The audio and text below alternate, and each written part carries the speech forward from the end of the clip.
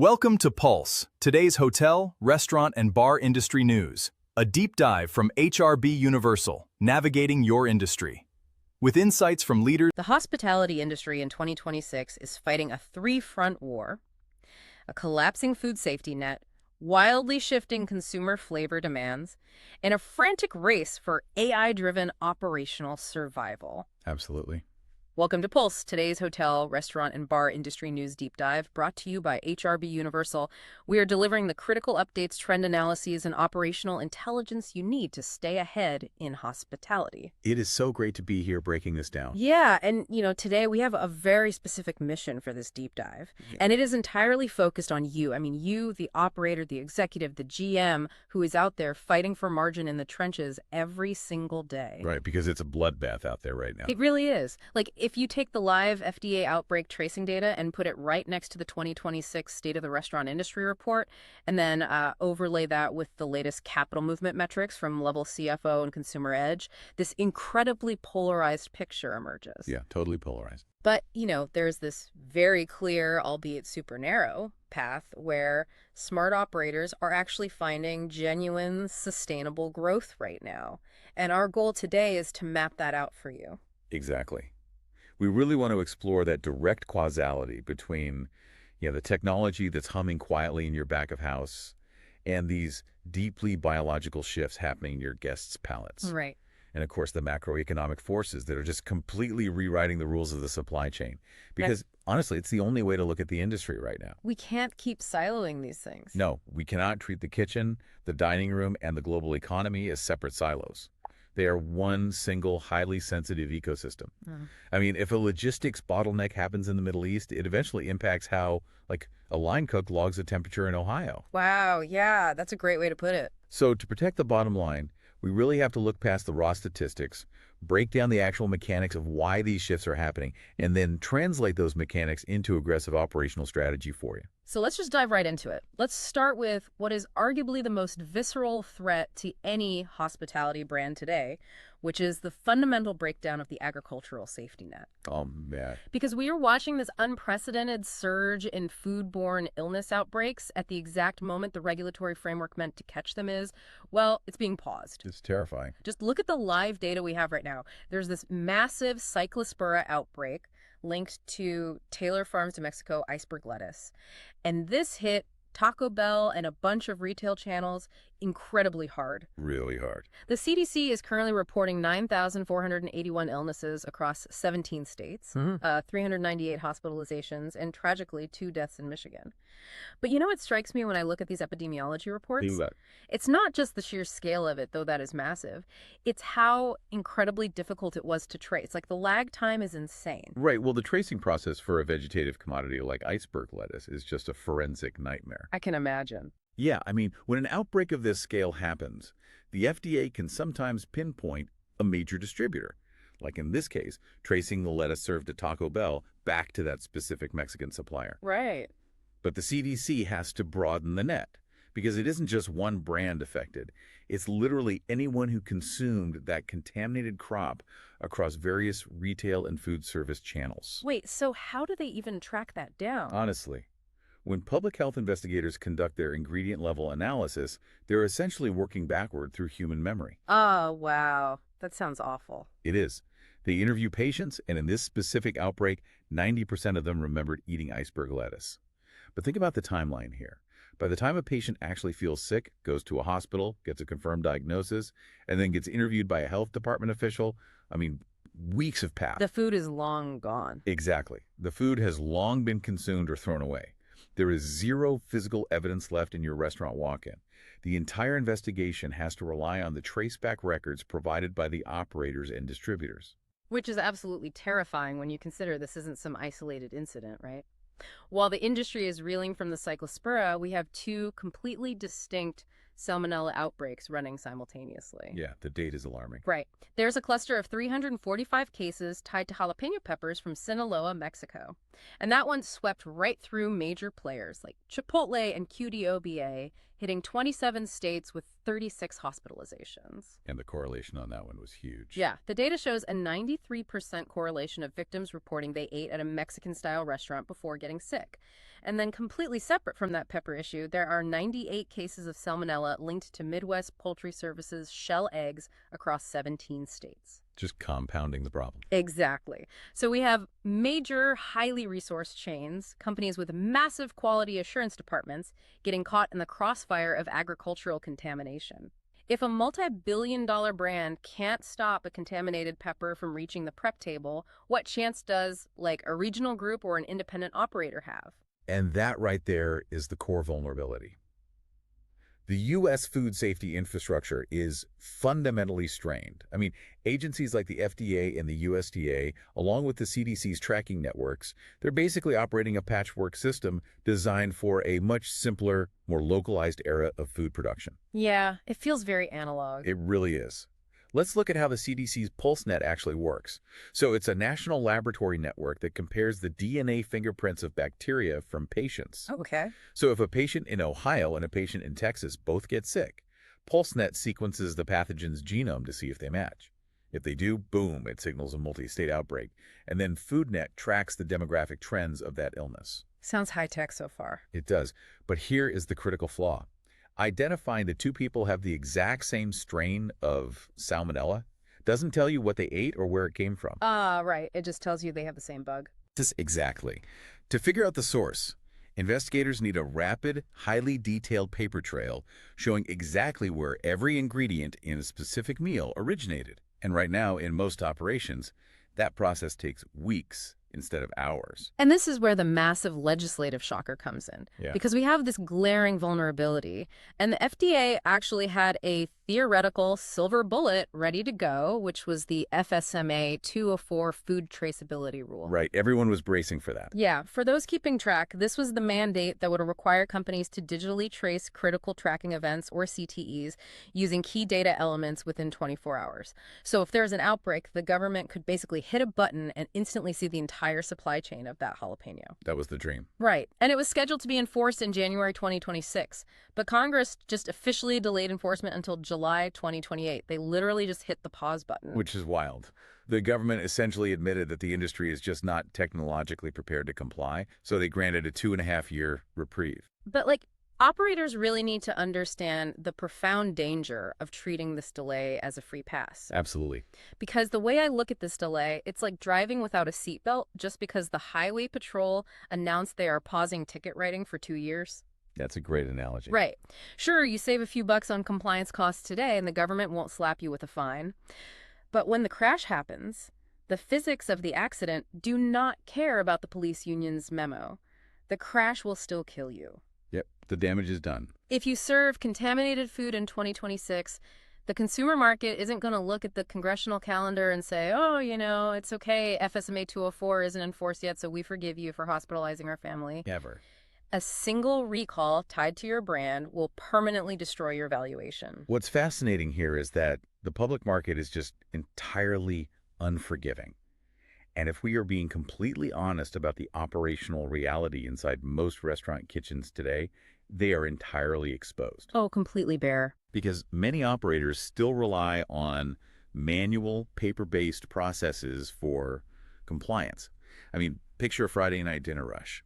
The kitchen is totally in the weeds, ticket times are climbing, and a line cook is supposed to stop everything and log the temperature of the walk-in and the lowboy coolers. We all know what actually happens there. Exactly. What actually happens is they either guess the temperature and scribble it down, or they engage in what we call dry labbing. Dry labbing, I love that term. Yeah, it's where they wait until the end of the shift and just fill out a whole sheet of fictional compliant numbers all at once just to satisfy the manager. I have seen it 1,000 times. You walk in and there's a clipboard with a grid of perfectly identical 40-degree entries, all written in the exact same blue pen, all the way down the page. Exactly. And that creates massive data inaccuracies. It means if a compressor on a walk-in starts failing at, say, 00 p.m. and the ambient temperature creeps up to 48 degrees for 3 hours before dropping back down, that paper log will never show it. It's invisible. Right. So the chicken stored in that cooler just absorbed 3 hours of rapid bacterial growth. The next day, it gets served to a guest. You're entirely blind to equipment failures and localized spoilage. So, okay, the infrastructure of the government is failing, and the manual paper infrastructure of the kitchen is failing. What is the immediate, non-negotiable step the operator listening to this right now needs to take? Because sitting on our hands until July 2028 sounds like a recipe for bankruptcy. The immediate step is an aggressive transition to IoT, the Internet of Things, and fully connected back-of-house ecosystems. It is no longer a luxury. It is baseline operational survival. So taking the human element out of it. Completely. Yeah. You must remove human memory and human error from your compliance tracking. This means implementing continuous automated temperature and hygiene monitoring. What does that look like in practice? Well, systems like Stratify, for example, they deploy ambient IoT sensors inside every cooling unit. They ping the temperature to a cloud dashboard every few minutes. So if a door is left cracked open by accident and the temperature rises, the system doesn't wait for a cook with a clipboard. It sends a predictive, automated alert directly to the GM's phone before the food ever enters the danger zone. Okay, so you are catching the failure before it ruins the inventory inside your four walls. But what about the external supply chain? How do you protect yourself from, like, the Taylor Farms lettuce or those Sinaloa peppers before they even reach the building? You do it by utilizing digital inventory engines that integrate directly with national recall databases. So instead of waiting for an email from your supplier a week after the fact, advanced inventory software scrapes supplier API data in real time. Oh, wow. So it's proactive. Exactly. When your morning delivery truck arrives, the system has already flagged the lot codes of the incoming produce against live FDA watch lists. If an anomaly or a recall is detected, the system alerts the receiving manager to literally reject the product at the loading dock. That is incredible. By fully digitizing your back-of-house compliance, you are building a proactive barrier around your operations. You are insulating your specific brand from the systemic failures of the broader agricultural network. Because you are taking total control of the variables inside your four walls. You can't control the FDA, right? Right. And you can't control Mexican agriculture, but you can absolutely control whether a piece of data or a contaminated pepper enters your ecosystem. Exactly right. Okay, but let's look at the causality here. Building that back-of-house digital fortress, getting those IoT sensors, and that API scraping software that requires capital, it requires serious investment. It does. It's not free. And the only way an operator funds that is by aggressively driving top-line revenue and winning market share in the front of house. So how do you actively attract the consumer right now when food costs are soaring, inflation fatigue is incredibly real, and wallets are super tight? You do it by deeply understanding the profound biological and sensory shifts happening in your consumer base, and then reconciling those shifts against a very strict economic reality. Which is not easy. No, it's tough.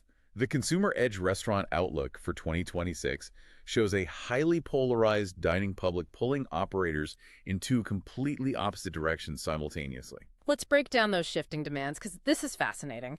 The 2026 State of the Restaurant Industry Report highlights what they are calling the protein and satiety pivot. Yes, this is massive. Currently, 70% of consumers demand elevated protein content when dining out, and that is a huge jump from 59% just a few years ago. It's a staggering shift. And what's wild is the mechanism driving this isn't just some generic fitness trend, right? It is deeply biological. It is being driven by the explosive adoption of GLP-1 weight management therapies. Exactly. Ozempic, Wegovy, all of them. Millions of consumers are taking medications that literally delay gastric emptying and alter how their brain signals fullness.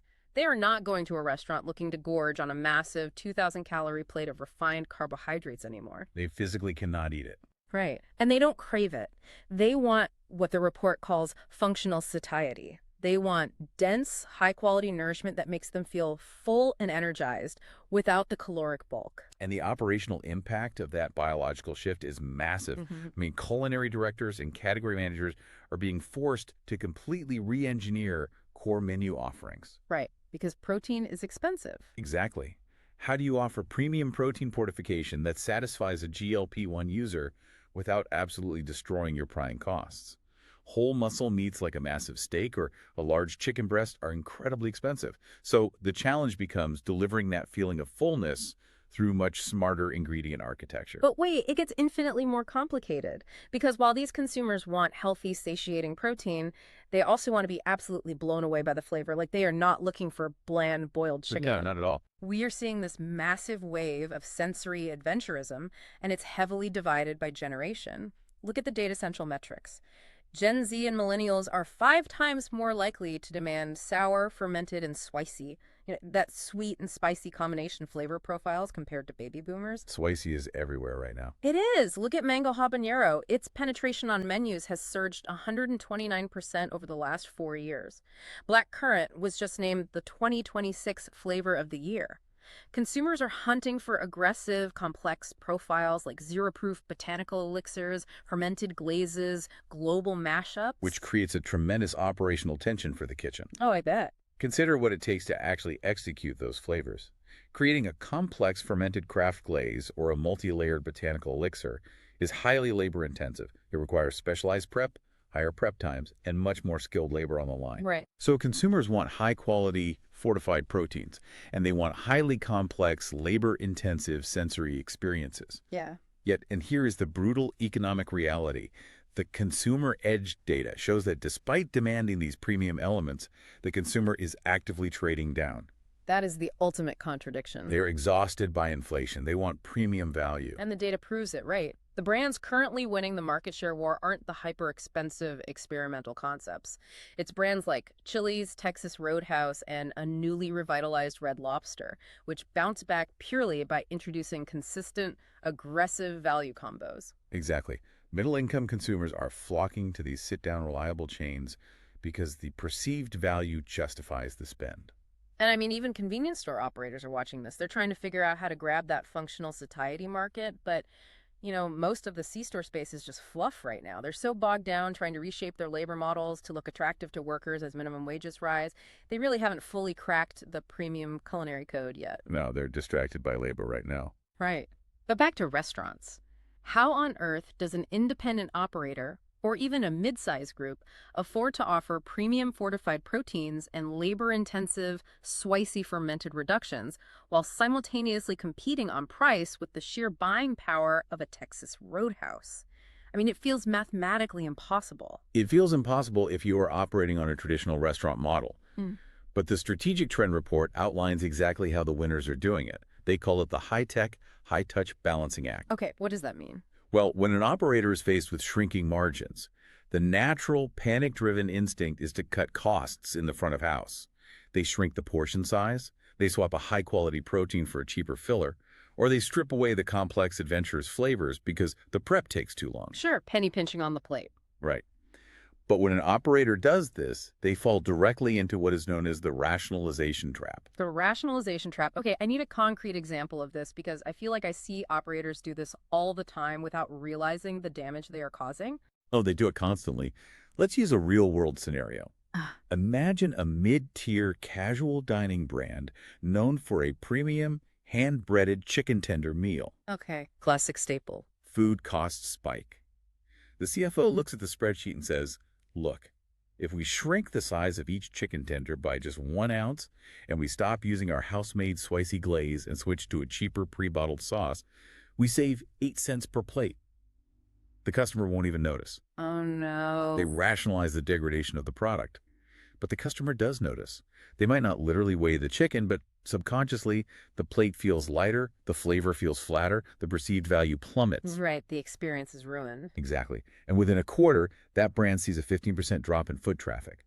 By trying to save 8 cents a plate, they destroyed their pricing power and alienated their core demographic. They ruined the art to save the spreadsheet. That is brutal. So how do you avoid that? How do you actually fund the premium experience without going broke? By recognizing that the traditional boundaries between culinary art, retail operations, and software architecture just no longer exist. It's all one thing now. Yes, the only way to survive is to make the back of house ruthlessly mechanically efficient, so that the savings generated by that efficiency can financially subsidize the human sensory experience in the front of house.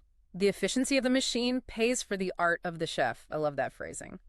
So give me the actionable playbook. How does a culinary director actually engineer this today?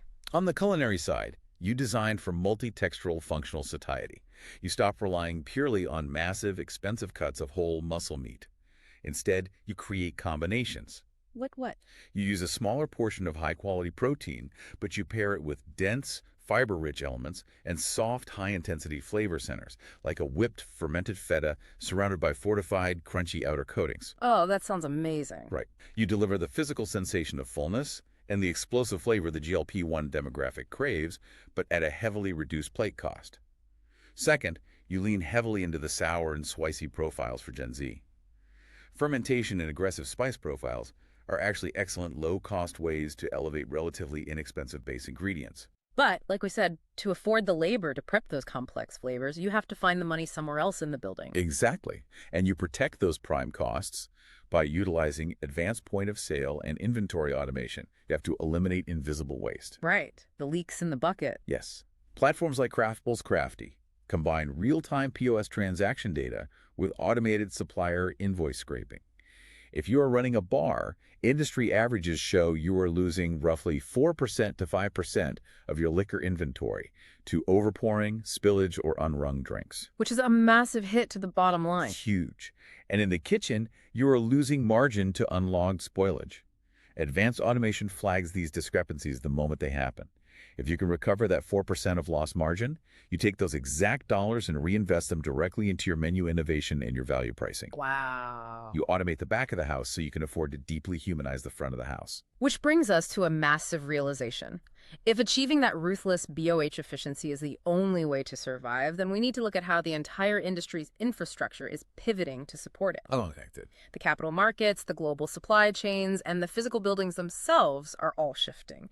So let's look at the operational strategy landscape, starting with the money, because capital allocation tells you exactly what the smartest people in the room believe is going to happen. Oh, well, the money. Always. Yeah. In the first half of 2026, the overall transaction volume across hospitality and retail M&A, meaning the actual number of deals taking place, dropped by 7.6%. People are buying fewer companies. Right. However, the total deal value of the acquisitions that did happen surged by an astonishing 106%, hitting nearly $40 billion. We are seeing massive concentrated moves. Big players are making big bets. Huge. Dave's Hot Chicken just secured a $1 billion valuation from Rourke Capital. Topgolf sold a majority stake for $770 million to Leonard Green. Denny's was taken private in a $620 million deal. And if we connect this to the bigger picture, that concentration of capital is the ultimate validation of everything we just discussed. Institutional private equity investors are entirely abandoning small, speculative, multi-unit concepts. They don't want risky trends. No, they are no longer interested in placing 100 small bets on trendy menus. Capital is flowing like a river directly toward established platforms that can prove three things: strong rate integrity, proprietary distribution networks, and most importantly, highly scalable, unified technology backbones. Because they want systems, not just recipes. Exactly. When Rourke Capital looks at a brand, they aren't just buying the chicken recipe. They are buying an operating system that has already solved the data integrity equation. They want an asset that can seamlessly plug into an AI-driven future without needing a massive technological overhaul. And while the private equity markets are consolidating the software and the brands, the physical supply chain is being completely warped by massive geopolitical forces. It's been a crazy year for logistics. And, you know, we always want to be very clear with you listening. This deep dive takes absolutely no political stance whatsoever. Our mandate here is purely to analyze the economic and supply chain impacts of global events based strictly on the sources provided. Right, just looking at the operational fact. Exactly. And the reality of 2026 is that the U.S.-Iran war and the subsequent closure of the Strait of Hormuz sent an absolute shockwave through the global economy. It changed everything overnight. The strait handles roughly 20% of global oil and liquefied natural gas. When it closed, we saw massive, immediate spikes in energy, freight, and marine insurance costs across North America, EMEA, and APAC. The freight costs alone were devastating. Now, a provisional ceasefire was electronically signed in mid-June to reopen the strait, which is great news, but the economic whiplash is going to take months, if not years, to fully unwind. And those geopolitical shocks, combined with the ongoing high tariff environments we're seeing, have wildly accelerated a movement that was already happening in the industrial sector, which is reshoring. Bringing the manufacturing back home. Exactly. Approximately 69% of mid-market manufacturers are actively bringing their supply chains and production facilities back to North America. And as they rebuild these factories onshore, they aren't building them the way they did in 1990. They're upgrading. Big time. They're adopting Industry 4.0. They're building smart factories with digital twins, advanced robotics, and fully integrated IoT networks. Okay, but how does that impact a restaurant operator? Well, when a massive manufacturer upgrades to a fully connected smart facility, they have to rip out their older legacy equipment. This equipment is often incredibly high quality, robust, and built to last a century, but it simply lacks the microchips to connect to the new cloud network. Ah, I see. This dynamic has created a historic, massive secondary market of industrial surplus equipment, which is being tracked and liquidated by firms like Liquidity Services. Wait, hold on. Let me stop you right there because I see where this is going based on the Liquidity Services report, and it sounds kind of insane. Hear me out. You were talking about manufacturers liquidating things like industrial stamping presses, batch chemical mixing tanks, and massive CNC lines. Like, these are machines used to build car parts and process industrial chemicals. Are you seriously suggesting that a hospitality operator is going to buy a metal stamping press and put it in a commercial kitchen? How does that even pass a basic health inspection? I know it sounds crazy, but it's actually one of the most brilliant asymmetric capital allocation strategies happening in the commissary space right now. Obviously, you don't use a machine that still has machine oil on it. Okay, good. Just checking. But think about what a massive multi-unit restaurant group or a ghost kitchen operator actually needs. They need to produce hundreds of gallons of soup, or stamp out thousands of perfectly uniform dough shells, or mix massive quantities of dry rub. Right. Buying brand new purpose-built food processing equipment right now means dealing with massive supply chain back orders and incredibly inflated prices.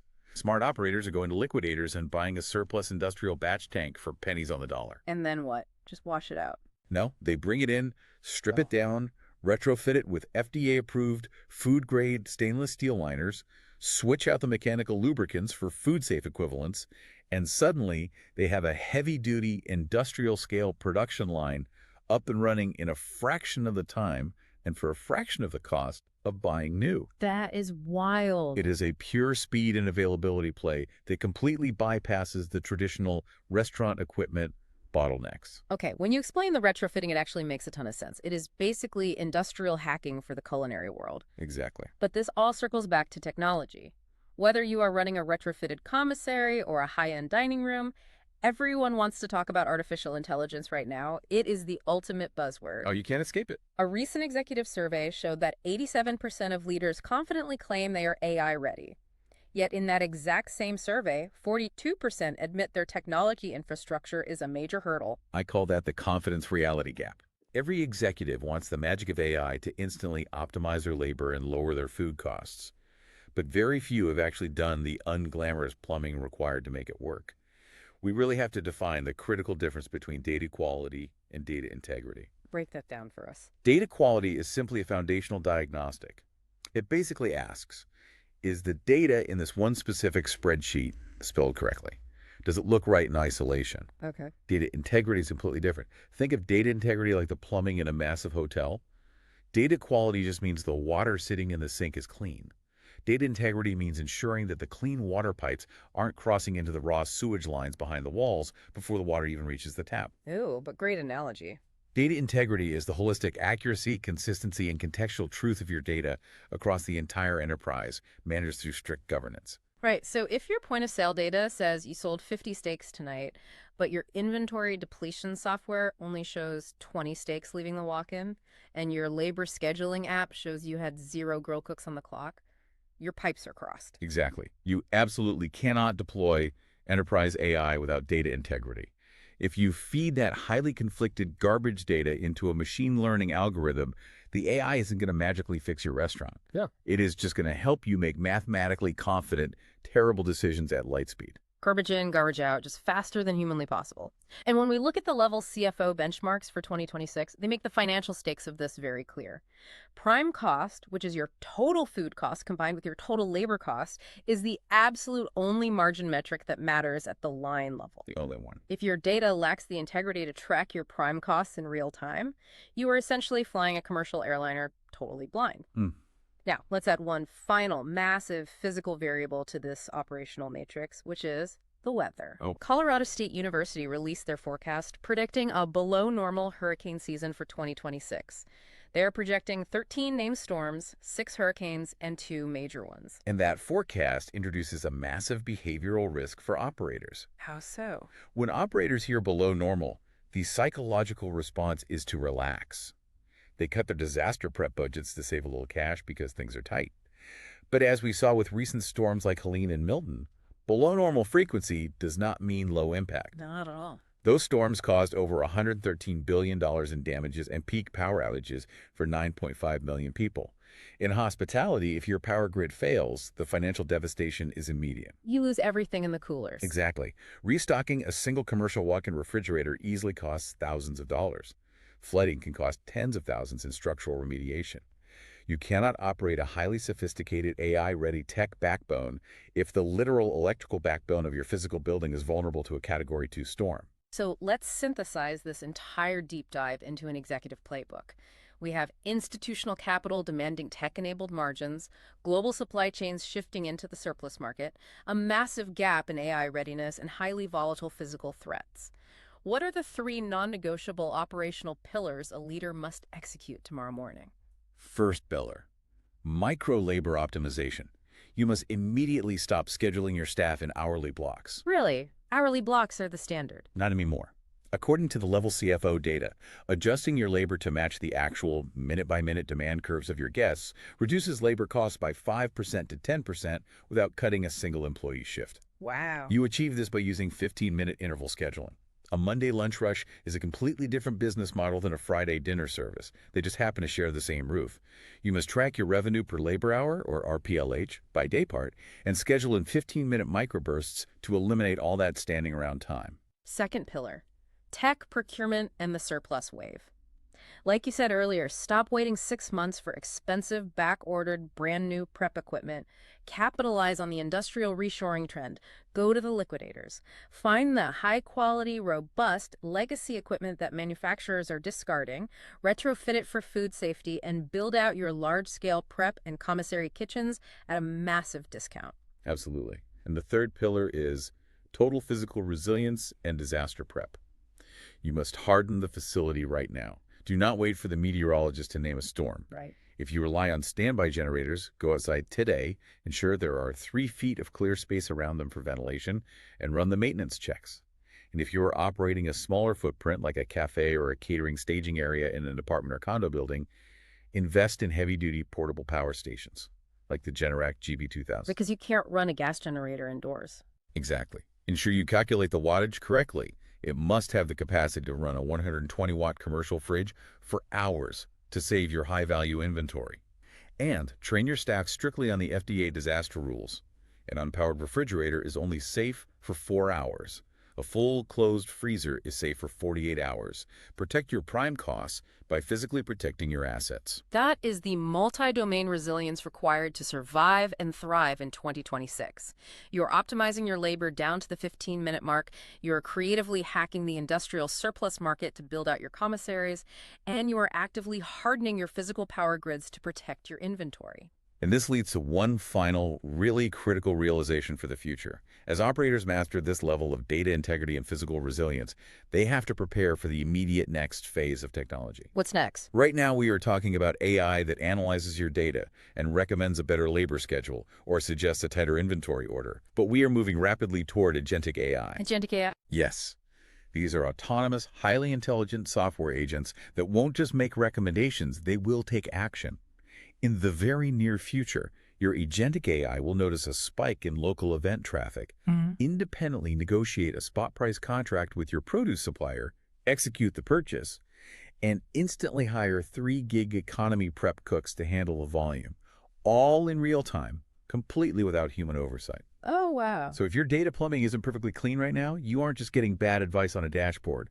You are handing the actual keys of your business and your corporate checkbook to a machine running on fundamentally corrupt logic. That is a chilling but absolutely necessary reality check. If the data foundations are crumbling, you simply cannot let the machine drive the car. Well, that wraps up today's edition of Pulse.